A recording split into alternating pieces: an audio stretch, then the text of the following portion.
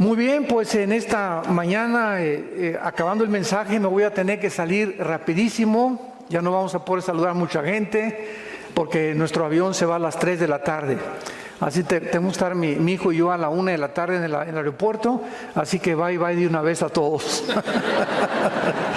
Nos vemos muy pronto. Estamos seguros que van a continuar, ¿verdad?, fortaleciendo esta iglesia, donde nos hemos esmerado hace 40 años en predicar la sana doctrina de la palabra de Dios. Los que traigan su Biblia, les pido que la abran en el Evangelio de Mateo capítulo 16. Mateo 16. Los que no traigan su Biblia, siéntense con un cristiano. Mateo 16, versículos 13 al 17. Y nuestro tema es acerca de investigar bíblicamente si realmente Jesús fue un simple maestro de moral, un gran revolucionario, uno de los iluminados que ha habido en las diferentes épocas de la historia, o si Jesús realmente fue Dios en la carne. El Hijo de Dios que bajó del mundo y tomó un cuerpo como el tuyo y como el mío para poder en la cruz pagar por nuestros pecados. Hace 2000 años Jesucristo tenía una pregunta muy importante que hacerles a sus discípulos. Y dice Mateo 16, versículo 13, que viniendo Jesús a la región de Cesarea de Filipo, preguntó a sus discípulos diciendo: ¿quién dicen los hombres que es el Hijo del Hombre? Ellos dijeron: unos Juan el Bautista, otros Elías, otros Jeremías o alguno de los profetas. Y él les dijo: ¿y vosotros quién decís que soy yo? Respondiendo Simón Pedro dijo: tú eres el Cristo, el Hijo del Dios viviente. Entonces le respondió Jesús: bienaventurado eres, Simón, hijo de Jonás, porque no te lo reveló carne ni sangre, sino mi Padre que está en los cielos. En aquel tiempo, esta pregunta acerca de la identidad de Jesús era la misma pregunta que en el siglo XXI la gente continúa haciéndose. Si tú vas a la escuela, a la universidad, con tus amigos, pues Jesús, ¿verdad?, está en una cruz colgado, fotos de Jesús por todos lados, celebramos la Navidad. Y la gente continúa creyendo lo mismo. Yo lo hacía precisamente también porque antes de ser cristiano, yo pertenecí a la ideología marxista-leninista. Y cuando me preguntaban acerca de Jesús, cuando mi hermano comenzó a hablarme de Jesús, yo le dije que era descendiente del Che Guevara. Imagínense nada más, ¿no? Fue un gran revolucionario, vino a tratar de establecer la libertad. Y además les decía yo al grupo de personas que me seguían que había sido el primer comunista, porque en el libro de los Hechos dice la Biblia que todos repartían según su necesidad, y que eso es el comunismo, repartirnos todo y que nadie sea pobre. Yo estaba grandemente equivocado, porque la diferencia entre el cristianismo y el comunismo es que nosotros lo hacemos voluntariamente y el comunismo lo hace a fuerza. O sea, te obliga a expropiar y te obliga a donar lo que tú tienes, que es la propiedad privada y que es uno de los bienes más sagrados que Dios nos ha dado en la Biblia. Muy bien, una de las cosas más maravillosas, vamos al Evangelio de Lucas capítulo 1, para comenzar, es que Jesucristo nace en este mundo. Señores médicos que nos acompañan en esta mañana, principalmente a los que les interesa la genética, esto es completamente asombroso. Nunca me canso de tener conferencias con médicos, psiquiatras, psicólogos para mostrarles las impresionantes evidencias médicas, científicas, genéticas, biológicas, antropológicas y de cualquier disciplina mental que tú me quieras decir o académica de la Biblia. En 1860, Gregorio Mendel descubre las leyes de la herencia. 1860. Cuando comienza la ciencia a penetrar en el mundo de la genética y a descubrir que hay algo que se transmite de una generación a otra generación. Los tigres transmiten a todos sus tigritos rayitas, los changos son changos, las palomas son palomas, los hipopótamos son hipopótamos. Si siembras una semilla de uva, no crece naranja ni crece chabacano, crece uva, porque todas las semillas y todo lo que existe tiene lo que se descubrió un siglo después de Gregorio Mendel, hasta 1954. Los doctores norteamericanos Watson y Crick se les concede el Premio Nobel de Medicina porque descubren hasta 1954 lo que la Biblia decía desde la primera página del Génesis. Descubren el código genético hereditario que se llama el ADN. O sea, la hélice famosa que se encuentra dentro de las cromosomas y los genes, y donde se encuentra toda la información de quién eres tú y de quién soy yo. En una uva se encuentra un software que alguien puso, vamos a ver quién es ese alguien. En las naranjas se encuentra un software, un código, para que cuando tú siembres la naranja, crezca amarilla con las características nutriológicas y vitamínicas que tiene la naranja, que son exactamente las que el cuerpo necesita. Vean la interrelación tan impresionante. Las uvas, las características tienen que ser así, chiquita, la uva moradita o un poco anaranjadita, la pera tiene que ser diferente, y todo esto viene dentro de cada semilla. Entonces nunca una semilla de uva va a producir naranjas, porque la información genética que Dios puso dentro de esa semilla tiene que ser conforme a su género y a su especie. Génesis 1, 11 y 12. Cuando Dios comenzó a crear todo, estableció Dios hace más de 5.500 años las leyes inexorables de la herencia que hasta 1954 se descubrieron. Ahora, lo más importante de todo esto es que antes de 1954, mucha gente se preguntaba por qué José no tuvo relaciones con la Virgen María. ¿Por qué Cristo no podía nacer como tú y como yo nacemos? Esto es increíble, porque vemos aquí en el Evangelio de Lucas, el que vamos a continuación a leer, la forma como Cristo es introducido al mundo diferente a como tú y yo nacimos. Es el único personaje y la única criatura en toda la historia humana que entró al mundo diferente como tú y como yo. Y la única explicación la tiene la genética, que hasta 1954 se descubre. Versículo 26, Lucas 1. Al sexto mes el ángel Gabriel fue enviado por Dios a una ciudad de Galilea llamada Nazaret, a una virgen desposada o comprometida, no estaban casados, ¿verdad?, con un varón que se llamaba José, de la casa de David, y el nombre de la virgen era María. Entrando el ángel en donde ella estaba, dijo: salve, muy favorecida, el Señor es contigo, bendita tú entre las mujeres.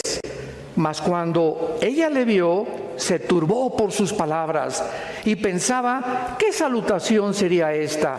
Entonces el ángel le dijo: María, no temas, porque has hallado gracia delante de Dios. Y ahora concebirás en tu vientre y darás a luz un hijo, y llamarás su nombre Jesús. Este será grande y será llamado Hijo del Altísimo, y el Señor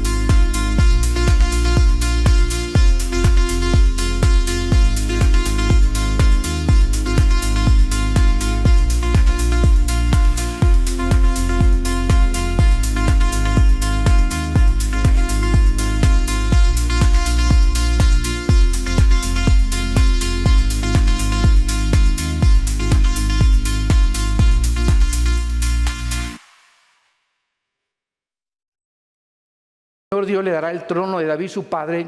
Reinará sobre la casa de Jacob para siempre y su reino no tendrá fin. Cuando el ángel le da este mensaje a María, imagínense a María: ¿estoy oyendo algo correcto? Porque José y yo ni a Cancún nos hemos ido. Ni siquiera hemos tenido una luna de miel. No estamos casados. Y bajo la ley hebrea era una barbaridad que una mujer hebrea se embarazara sin estar casada. Entonces María, lógica y normalmente, le contesta, versículo 34, ¿cómo será esto? Pues no conozco varón. Respondiendo el ángel, le dijo: el Espíritu Santo vendrá o te cubrirá, y el poder del Altísimo te cubrirá con su sombra, por lo cual también el santo ser que nacerá será llamado Hijo de Dios. Vamos a contestar por qué José no podía tener relaciones con María y por qué Jesús no podía nacer como tú y como yo. Muy bien. Vivimos una época en la que se está tratando de cambiar la identidad de los seres humanos. Hace algunas semanas mi esposa y yo recibimos el testimonio de una persona que vive en Estados Unidos y que nos contó en su carta lo siguiente: Pastor Alducin, tengo un hijo de 5 años en la escuela en Estados Unidos y pues claro que sus papás somos mi esposa y yo, pero conoció a un niño que tiene 2 papás, hombres. Entonces mi hijo le preguntó al niño que tiene 2 papás por qué no tenía mamá como todos los demás, o cómo había llegado al mundo si nada más eran 2 papás. Entonces el niño a quien se le hizo la pregunta fue con sus papás y los papás demandaron a la escuela, porque ¿cómo era posible que los niños que tengan papá y mamá no reconozcan que también un niño con 2 papás puede tener una familia? Demandaron a la escuela y querían que sacaran al niño de la escuela, al que tenía papá y mamá. Vemos nosotros que ese es el mundo que estamos viviendo. Mi esposo y yo nos quedamos absortos. Dijimos, esto está sucediendo en el siglo XXI. Ahora, cuando la sociedad o los gobiernos tratan de intervenir en decirle a un niño, no eres niño, y a una niña, no eres niña, y si te sientes niño, vístete como niña, y si te sientes niña, vístete como niño, están violando las leyes de la biología. Ya dejemos la Biblia a un lado. Y se los voy a explicar por qué Cristo nació en la forma que nació. La composición cromosómica de la mujer y del hombre son completamente diferentes. La mujer tiene 2 cromosomas X. Apúntalo. El hombre, el macho camacho, XY.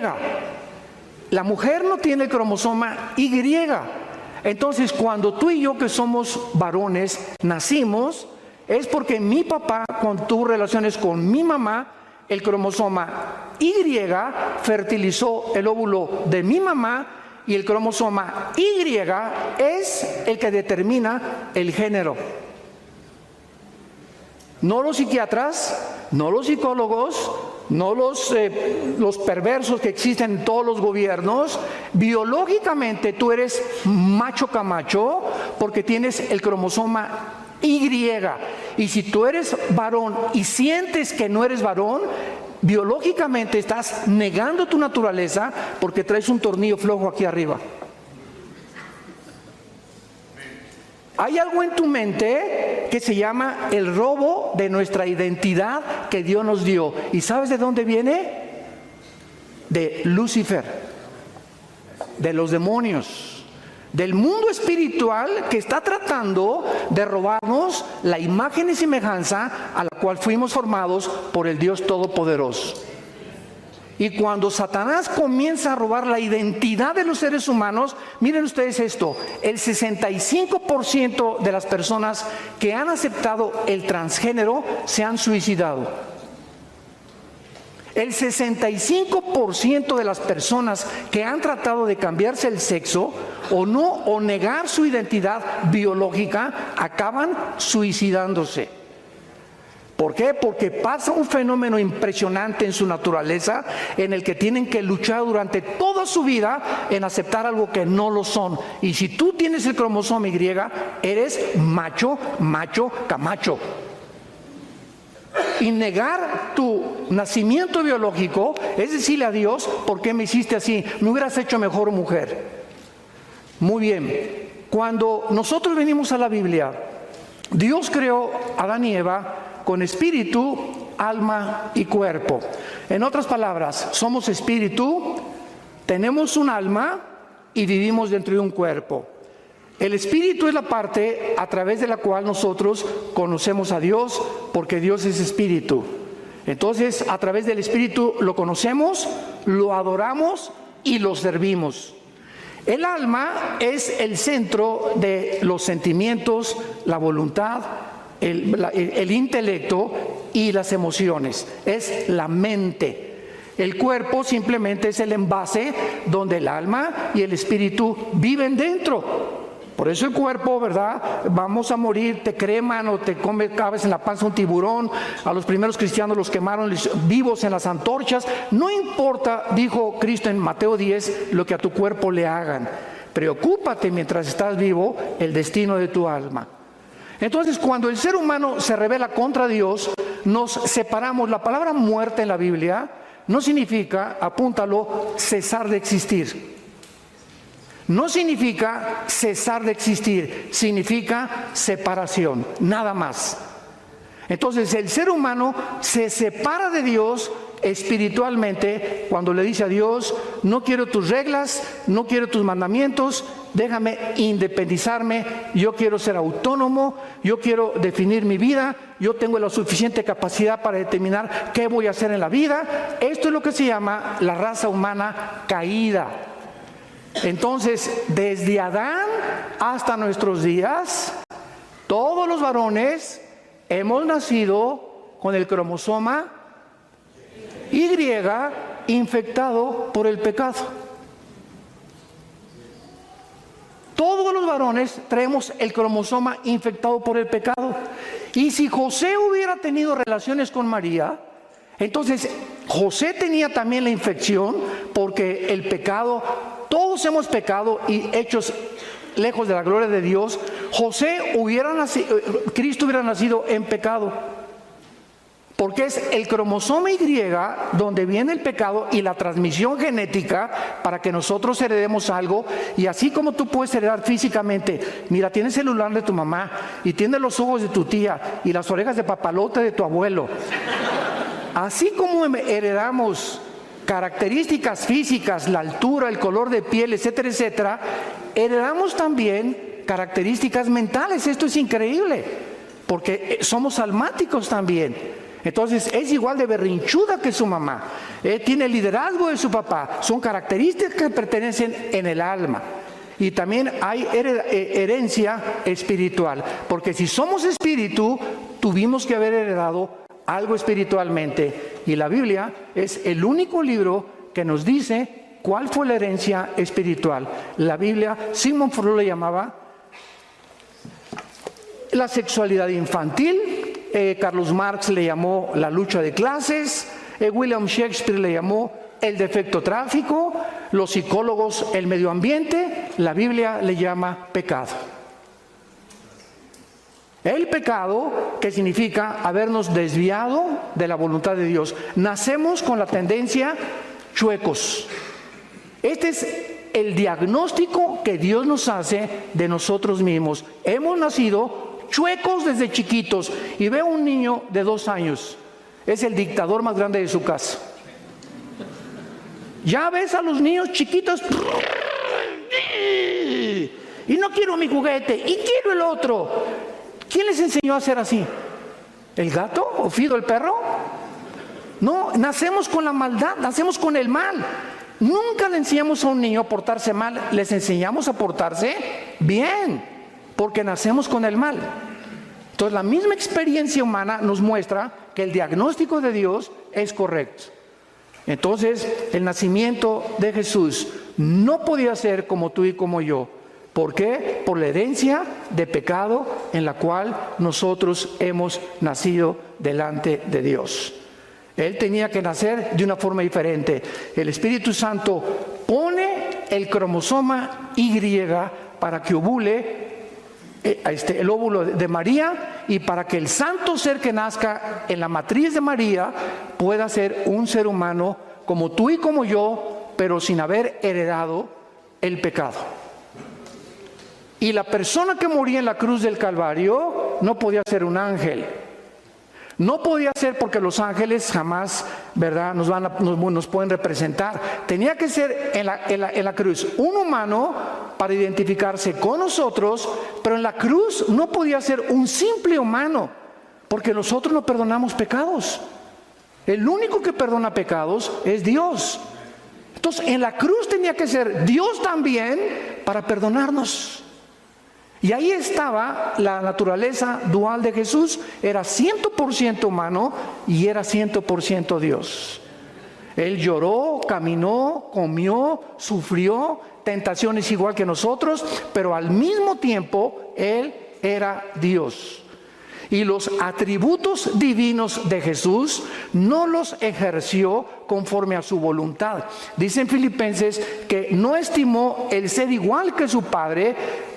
Antes de venir al mundo, Jesús, el Padre, el Hijo y el Espíritu Santo estaban en el mismo nivel. El Hijo baja al mundo y el Padre queda arriba del Hijo. El Hijo voluntariamente se somete a quedar debajo del Padre. No estimó el ser igual a Dios como cosa que aferrarse, sino que se humilló y se puso debajo del Padre temporalmente. Como una vez un testigo de Jehová me dijo: es que Jesús dijo, mi Padre es mayor que yo. Pues sí, porque entiende Filipenses capítulo 2, cabeza de aguacate. Él tuvo que ponerse debajo del Padre para demostrarnos a nosotros la sumisión, que tenemos que estar sumisos. No somos dioses. Él, siendo Dios, no estima el ser como su Padre. Y comienza Jesús a decirnos: yo no hago nada, no hablo nada, no veo nada más que lo que veo hacia el Padre. Había 10 personas enfermas y Jesús, imagínense, a los 21 años: papá, mira cuántos enfermos, mira cuántos están sin el Evangelio. Y el Padre: no vas a curar a nadie, no vas a predicar a nadie, pero papá, hasta que cumplas 30 años. Y este es el periodo que se conoce como el periodo del silencio. Ay, Señor, ya quiero ser misionero, ya quiero ser pastor. Te dice Dios: ya me quiero casar. Cállese. Porque somos impacientes por naturaleza. Y cuando comenzamos a caminar con Dios, comenzamos a aprender a someternos a su voluntad. Y Dios le da lo mejor a los que le dejan escoger a Él. Era hasta que cumpliera 30 años después del bautizo por Juan el Bautista en el río Jordán, que ahí Jesús comenzaría su ministerio. Entonces, vemos la entrada de Jesucristo al mundo de una forma sobrenatural, explicada por la ciencia médica de la genética del siglo XX y del siglo XXI. Continuemos. Veamos nosotros ahora su deidad probada. En Génesis 1:1 dice la Biblia: Bereshit Elohim ha-samayin ha-eretz, en el hebreo. En el principio Dios hizo los cielos y la tierra. Cuando nosotros vemos esta frase, en el principio Dios hizo los cielos y la tierra, encontramos lo que se descubre hasta el siglo XX, que el universo no es eterno, que el universo tuvo un principio. La Biblia ya lo decía desde el principio. ¿Por qué? Porque cuando Dios dice, en el principio Dios creó los cielos y la tierra, están involucrados, señores físicos que nos acompañan, los 3 elementos que forman el universo: la materia, el tiempo y el espacio. En ese momento, cuando Dios dice, En el principio Dios creó los cielos y la tierra, fue el principio del tiempo. Antes el tiempo no existía. En la eternidad no hay tiempo. Dios no es el Dios del pasado ni el futuro. Dios es el Dios del presente. Yo soy el que soy. Él no es del pasado ni del futuro. Y esto nos funde los cables dentro de nuestro cerebro. Porque cuando nosotros sabemos que la eternidad no hay tiempo, en la eternidad Dios escogió que hubiera un principio y va a tener un fin el tiempo. Y después de Génesis 22 vamos a pasar a la eternidad, donde ya el tiempo no va a ser igual que como lo tenemos nosotros. Y el espacio, ¿verdad? Pues es todo lo que nos rodea y nos damos cuenta que vivimos en un universo de 4 dimensiones. Alto, bajo, ancho, y Alberto Einstein en 1943 descubre la 4ª dimensión, el tiempo, con su fórmula E igual a mc al cuadrado. La energía es igual a la masa por la velocidad de la luz al cuadrado. Y Einstein descubre lo que la Biblia decía con siglos de anticipación, que el tiempo no puede ser igual porque el tiempo no existe. ¿Cómo que el tiempo no existe? Entonces, ¿dónde estamos ahorita nosotros, verdad? Ok, agarra un cohete y salte de la atmósfera y vete a Marte. Y cuando te vayas a Marte y tú tienes 40 años de edad y tu esposa tiene 40 años de edad, cuando regreses de Marte tu esposa va a tener 60 y tú vas a tener 45. Ya es que ir a Marte todos, ¿verdad? Ya lo estoy viendo. Nada más digo puros amenes de los varones, ¿verdad?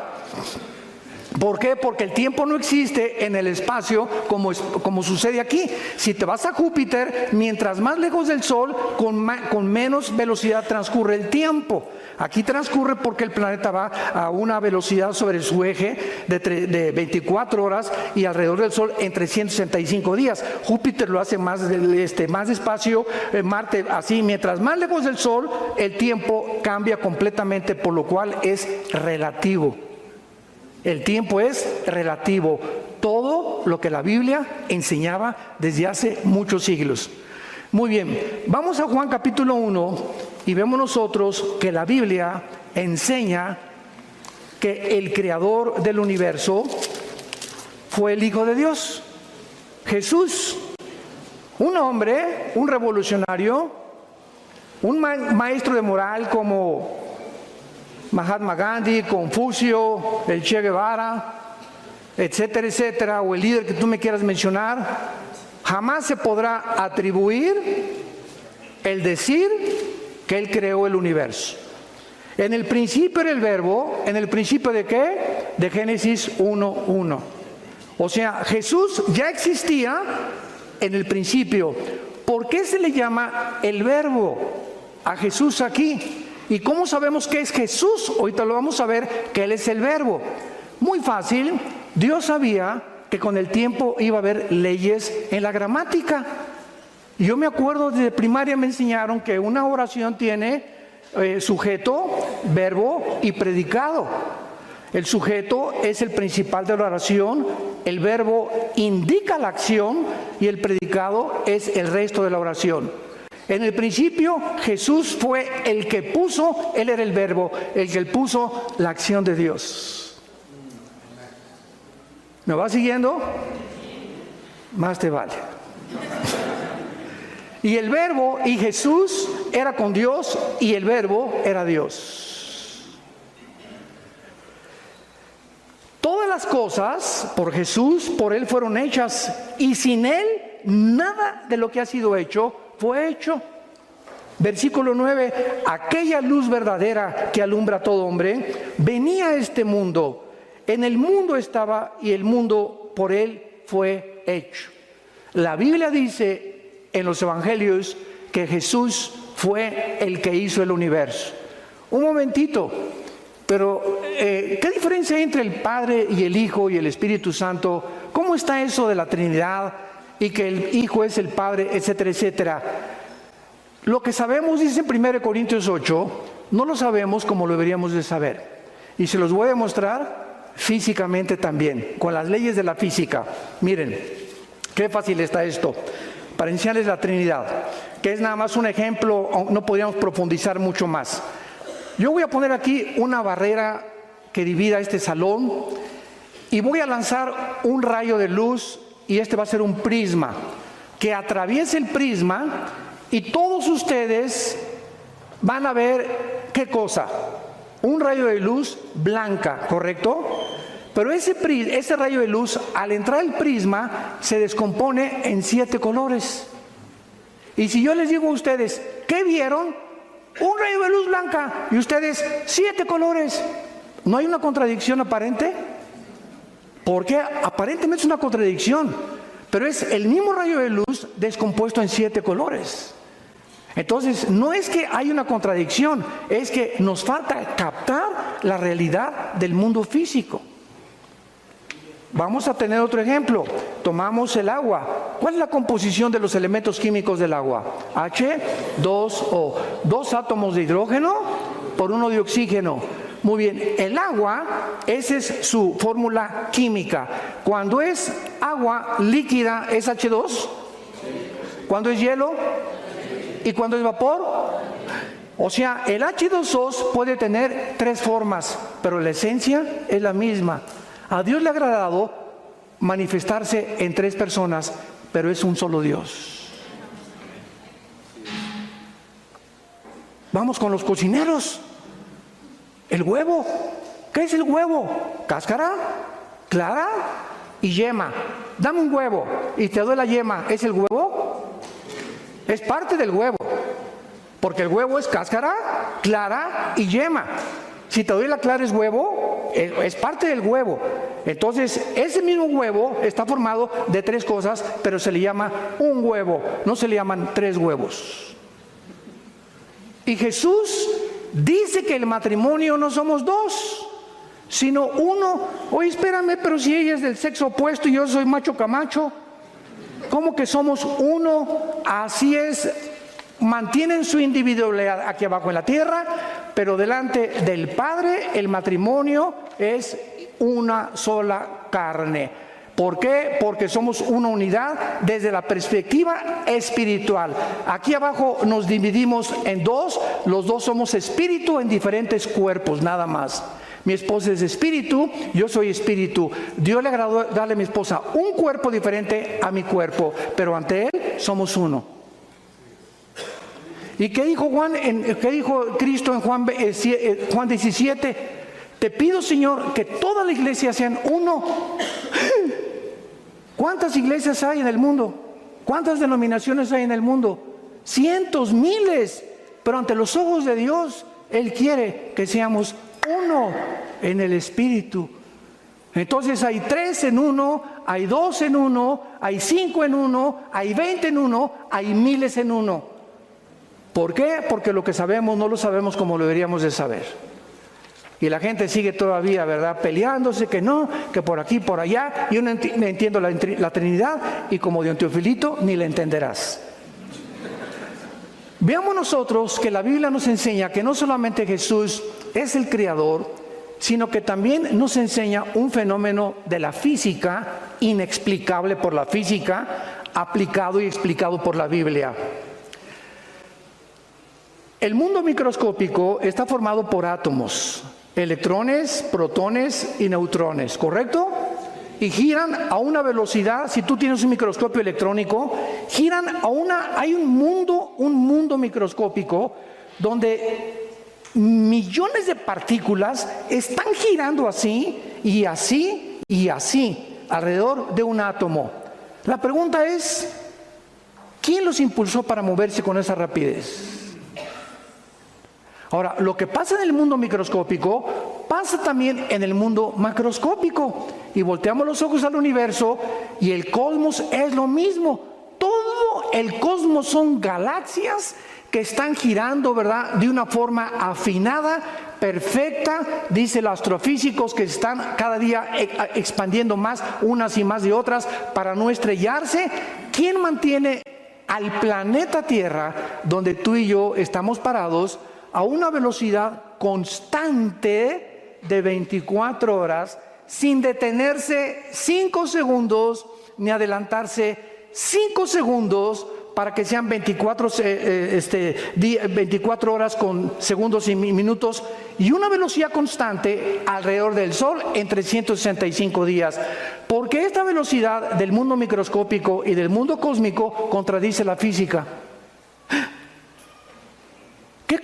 ¿Qué ley establece la física? Escuchen, la física establece este principio, que si yo tengo una canica y le hago así y le disparo, la velocidad de la canica es proporcional a la fuerza que le aplico. Es una ley física inexorable. Todo cuerpo tiene la velocidad de la fuerza que se le aplique. Si agarro una flecha y disparo la flecha, va a salir la flecha volando y va a tener que caer. ¿Por qué? Porque la fuerza que le apliqué no es eterna, tiene que caer forzosamente. Un balazo, tiras un balazo, sale la bala y tiene que caer tarde o temprano en algún lugar. ¿Por qué? Porque la fuerza que se le aplicó con la pólvora. ¿Quién le aplicó la fuerza? Al planeta Tierra, al mundo microscópico, para que exista la cohesión física que mantiene y hace posible la materia. Hebreos capítulo 1, versículo del 1 al 3. Veamos qué dice la Biblia. Esto es asombroso.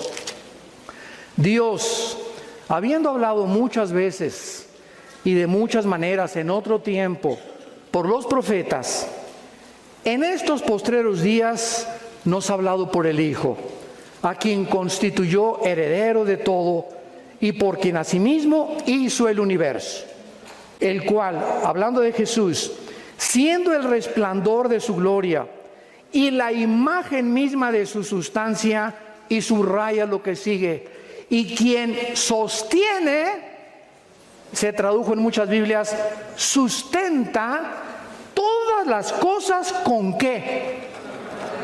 Con la Biblia. Con la palabra de Dios, Jesús mantiene la materia, la cohesión del mundo microscópico, la cohesión del mundo macroscópico.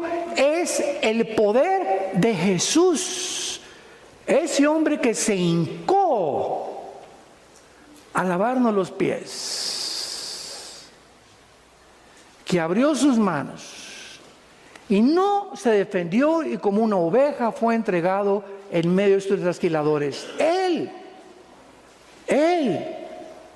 Ahora voy a retroceder un poco más. Esto les va a volar completamente todos los fusibles.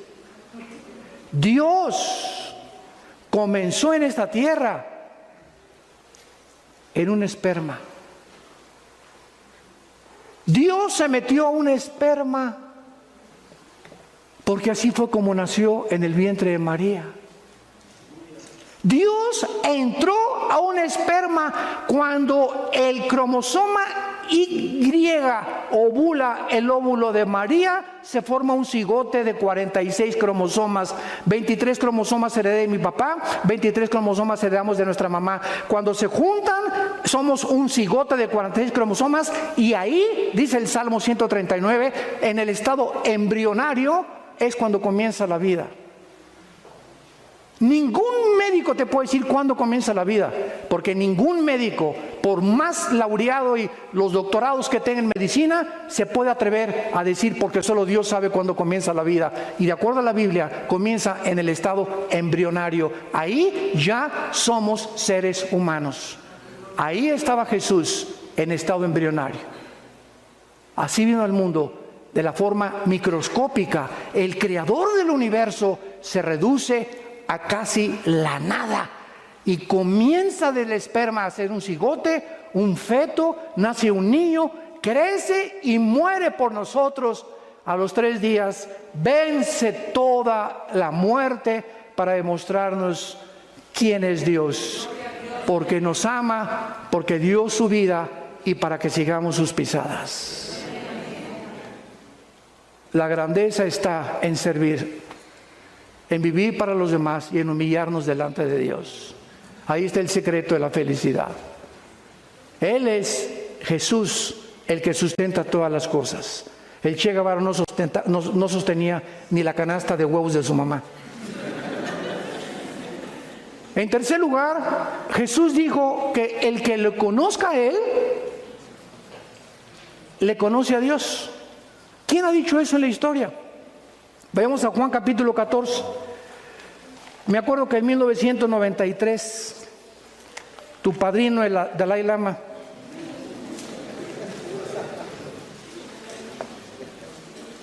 dijo al Papa Juan Pablo II que él era Dios. Así se lo dijo.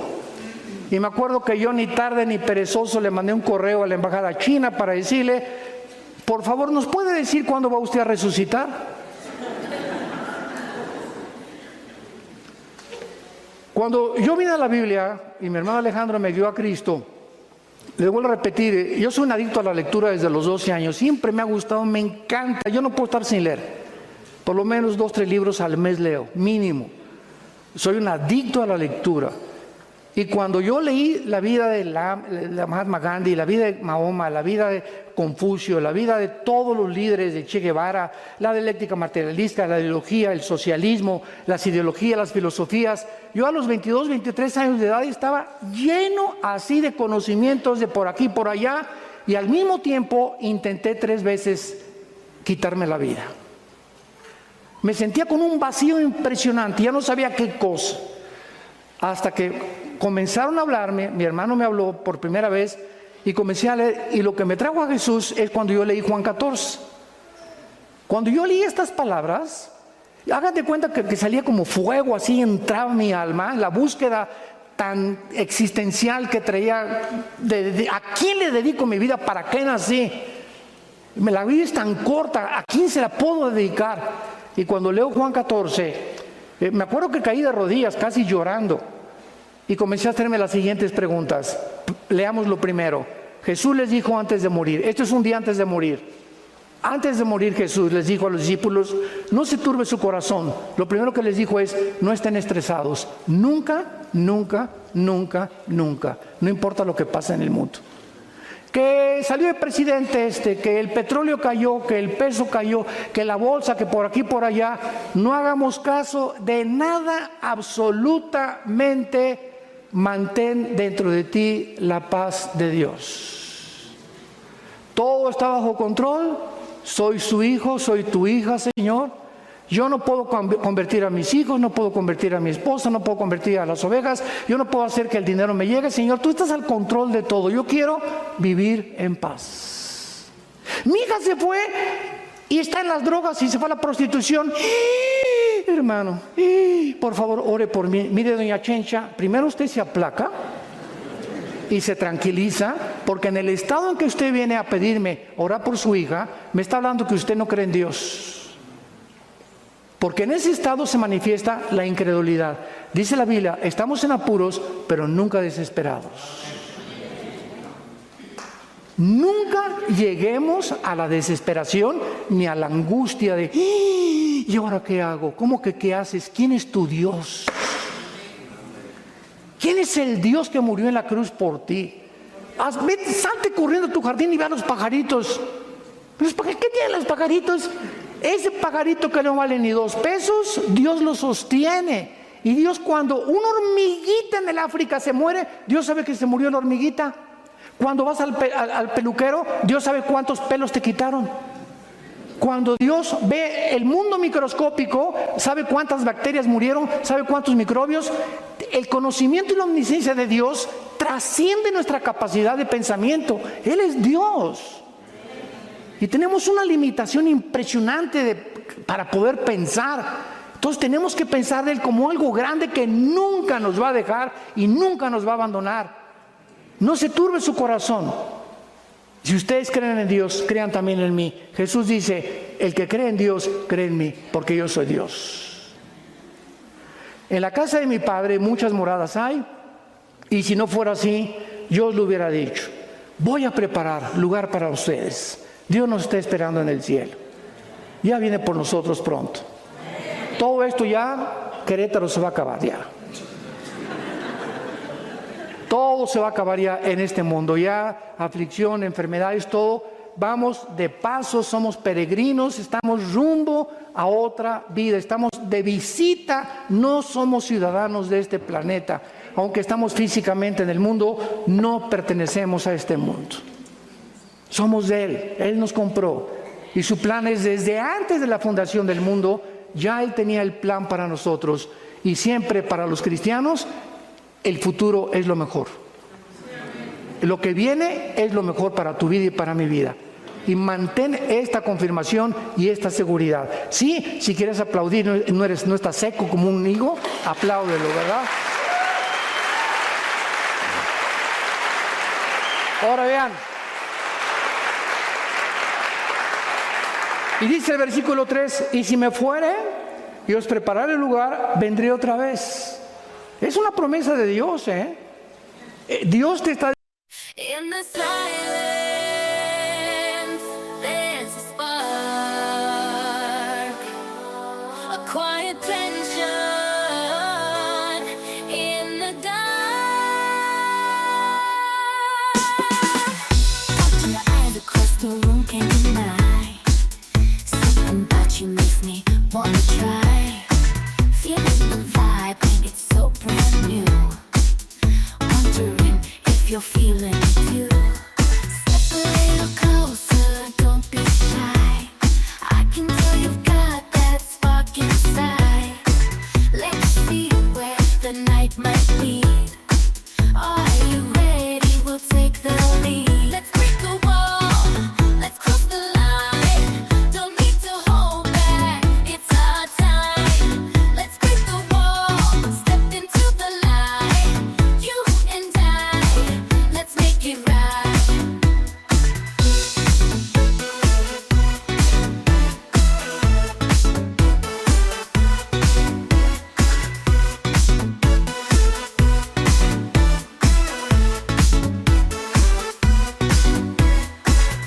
Nothing closer, feeling the heat rise.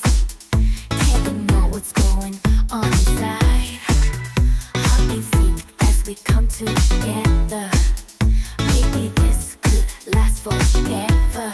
Step a little closer, don't be shy. I can tell you've got that spark inside. Let's see where the night might lead. Are you ready? We'll take the lead. Let's break the wall, let's cross the line. Don't need to hold back, it's our time. Let's break the wall, step into the light. You and I, let's make it right.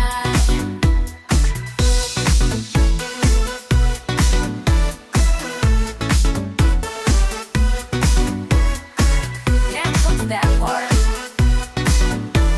I love it. No more waiting, the time is now. Let's dive in, let's take that vow. No second thoughts, no looking back. We got what we need, we're on track. Let's break the wall, let's cross the line. Don't need to hold back, it's our time. Let's break the wall, step into the light. You and I, let's make it right.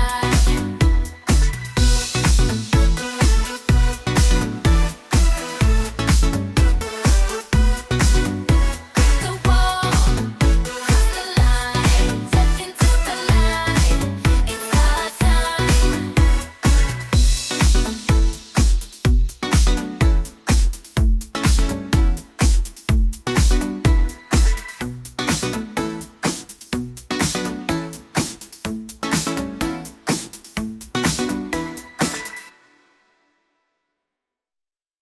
Es similar a la palabra paso en el griego de 1 Tesalonicenses 4. Los tomaré para que donde yo estoy, ustedes también. ¿Y saben a dónde voy? Y saben el camino. Le dijo Tomás, el escéptico de todos los apóstoles, discípulos, Señor, no sabemos a dónde vas. Después de tanto tiempo, imagínense, ¿no? ¿Cómo podemos saber el camino? Cuando yo leí esto, fue cuando yo caí de rodillas. Y Jesús dijo, yo soy el camino. No dijo, yo soy un camino de muchos que hay. Yo soy el camino. En otras palabras, si el camino que tú tienes en tu vida no es Jesús, estás en un camino que conduce a la muerte. Porque hay caminos que parecen derechos y tú parece que estás bien, pero si no es Jesús el que va delante de ti, vas en un camino equivocado. Y escúchame, tarde o temprano te vas a arrepentir. porque Él es el camino. Y no hay más que dos caminos, más que uno. No hay dos ni tres. Él es radical como Él lo está diciendo. Yo soy el único camino. Y si no me estás siguiendo, estás en un camino equivocado. Vas a los arrecifes, tu barco va a naufragar, porque no traes vela. Yo soy el capitán. Y si no soy tu capitán, tu barco no va a llegar a su destino. Yo soy el camino, yo soy la verdad. La verdad. ¿Saben por qué existe la filosofía? Porque la filosofía es la búsqueda de la verdad. Sócrates, Demóstenes, todos los discípulos, los epicúreos, los estoicos de Zenón en los tiempos de Pablo, en Atenas buscaban la verdad y la siguen buscando. Yo cuando estuve en la Facultad de Filosofía en la UNAM, les hice esta pregunta a los estudiantes de filosofía. ¿Hay alguien de ustedes? ¿Son estudiantes de filosofía, verdad? Sí, pues claro, pues aquí estamos. Dice Facultad de Filosofía, ¿o no dice eso? Bueno, ok. ¿Cuál de ustedes sabe o cómo pueden definirme qué es la verdad? No hubo un solo estudiante que se atreviera a decirme qué es la verdad. Pues la verdad, uno salió, mire, le voy a decir, me dijo este estudiante, era de los más adelantados. Mire, vivimos un mundo, doctor Alducin, donde la verdad la tiene cada quien. Así me contestó. Por ejemplo, me dice, lo que usted ahorita para usted es verdad, para mí no lo es. Y para el que está conmigo no lo es. Entonces le contesté yo, lo que tú me estás diciendo se llama relativismo en la filosofía. Entonces, tú estás confesando que no existe una verdad absoluta. Y me dijo, exactamente. Y le levanté la Biblia. Y le dije, Jesús es la verdad absoluta. Y se quedó así. Y me dice, demuéstremelo. Y le digo, para que sea verdad, la palabra en el griego y en el hebreo para verdad, ¿sabe lo que significa? Lo que no tiene cambio, lo que no está sujeto a cambiar. Y todo en el mundo que vivimos desde hace 6,000 años en este planeta, todo está cambiando las verdades de la ciencia. Un ejemplo, hace 3 años, Plutón estaba en los libros de astronomía. Y hace 1 año compré un libro de astronomía en una biblioteca ahí en Dallas, Texas, y pues los astrónomos dicen que no, que Plutón no reúne las características para ser planeta. Y lo borraron de un pincelazo a Plutón de la astronomía. Imagínense nada más, ahora resulta que me enseñaron mal. Y así pasa con la ciencia. ¿Por qué? Porque no somos dioses. No hay nada que pueda permanecer estable ni equilibrado si no es Dios. Entonces, cuando Jesús dice, yo soy la verdad, está diciendo, yo soy la única entidad espiritual en el universo que no estoy sujeto a ningún cambio. Yo soy el mismo ayer, hoy y por los siglos. Escúchame, y cuando Jesús dice, yo soy el alfa y yo soy el omega, que es la primera y la última letra del alfabeto griego, yo soy el principio y yo soy el final, ¿sabe lo que nos está diciendo? Ok, voy a razonar. Si tú eres el principio y tú eres el final, ¿dónde estoy yo? Ahorita estamos aquí en medio, no hemos llegado al final, ¿verdad? Entonces, si Él es el principio y Él es el final, mi final es Él. Y voy hacia Él. Y mi final y mi camino está asegurado, porque lo sigo a Él. Y finalmente, Jesucristo dice en Hebreos 4:15 que era sin pecado. Ahí está, ¿por qué? Porque no nació como tú y como yo. El pecado se hereda genéticamente, así como se hereda las transmisiones físicas, mentales. También heredamos una enfermedad, ¿verdad? Una infección que la Biblia le llama pecado.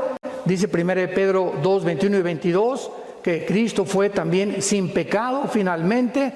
Y los títulos que el Antiguo Testamento le da a Jesús, Isaías 9, versículo 6, fue el tema de nuestro desayuno ayer. Levante la mano, ¿quién fue al desayuno ayer?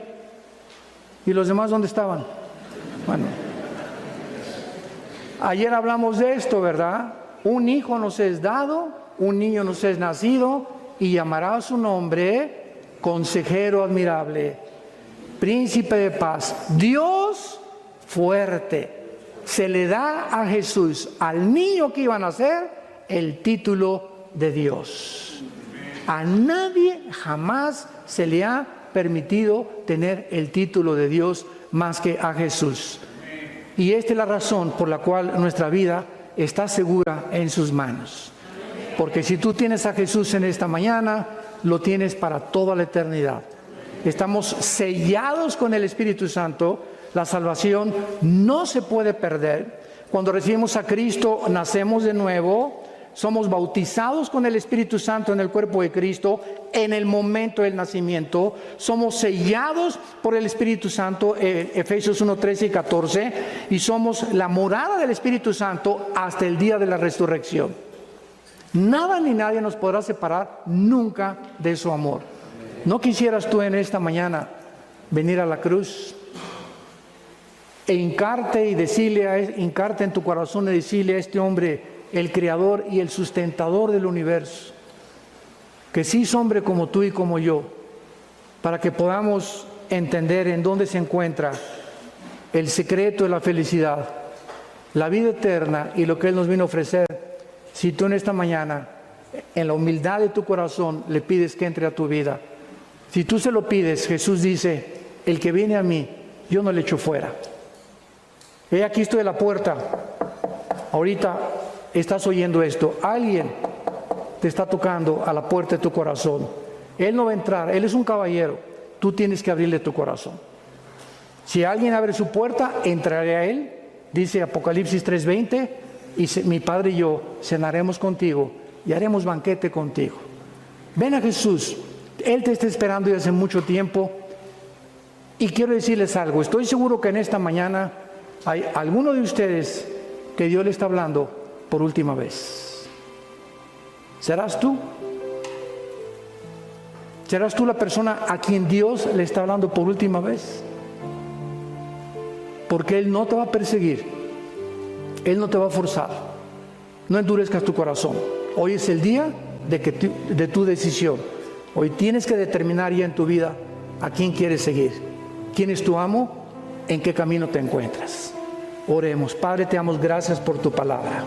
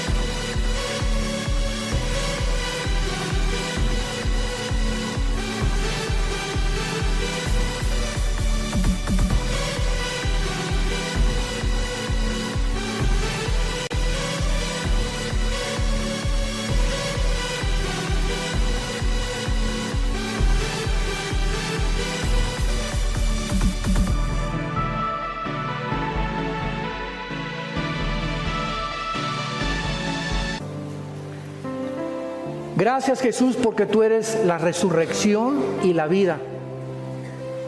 Y fue tu resurrección de entre los muertos lo que ha hecho la base del cristianismo. El cristianismo no está fundado en dogmas, liturgias, ceremonias, sacrificios. El cristianismo tiene una sola base, que Jesús, su fundador, volvió a vivir.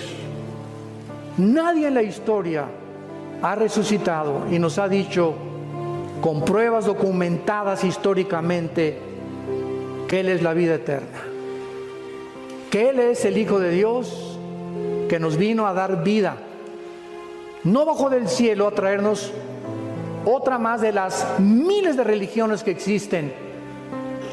El cristianismo no es una religión, es una relación personal, viva, dinámica, orgánica, con alguien que vive, se llama Jesús.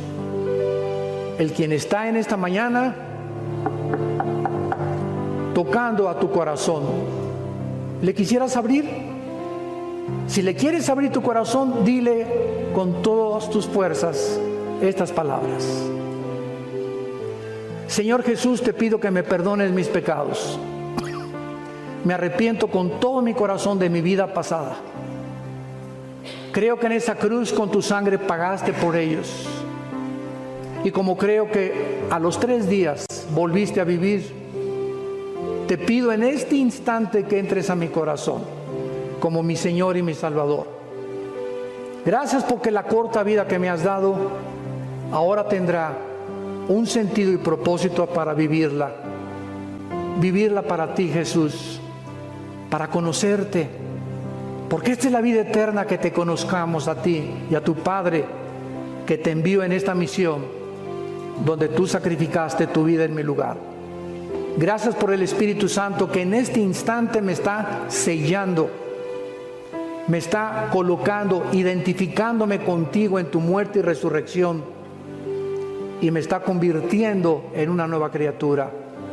Ahora soy tu hijo, ahora puedo llamarme tu hija, y nunca me dejarás y nunca me abandonarás.